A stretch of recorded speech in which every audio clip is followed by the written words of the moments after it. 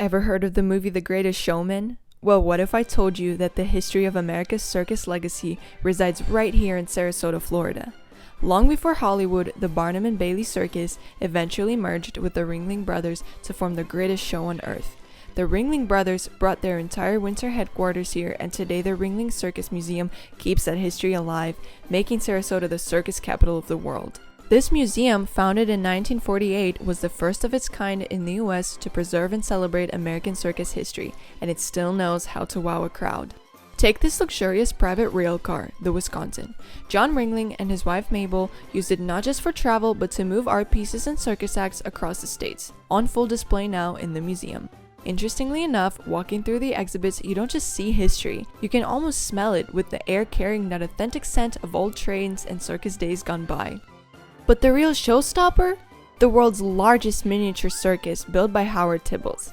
This 3,800 square foot model has over 45,000 tiny figures, tents, performers, animals.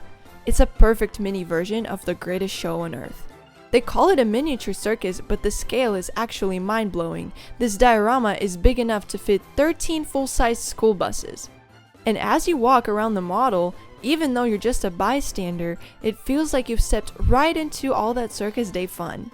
The tiny performers, the crowds, the animals, they all seem to have their own little world where the show is not only alive, but still going strong. If you're feeling a little extra brave, you could try to enter the circus ring as one of the performers. There's a tightrope you can try, a clown car you can squeeze into, which by the way was created by 6-foot-tall clown Lou Jacobs. They usually tell you not to horse around in museums. Well, here might be a bit of an exception. One of my favorite parts though was a literal pass behind the scenes where we got to see a get ready with me by a clown. He told us all about the products he uses and went from bare face to putting on his whole character, and I can now see how every detail in the clown's makeup translates into their personality. So this isn't just a museum. It's a living legacy of spectacle, ambition, and art. Walking through, you realize this is where the real greatest show on earth happened, the one that inspired stories like The Greatest Showman. If you had the chance to step into a circus like this today, would you take it?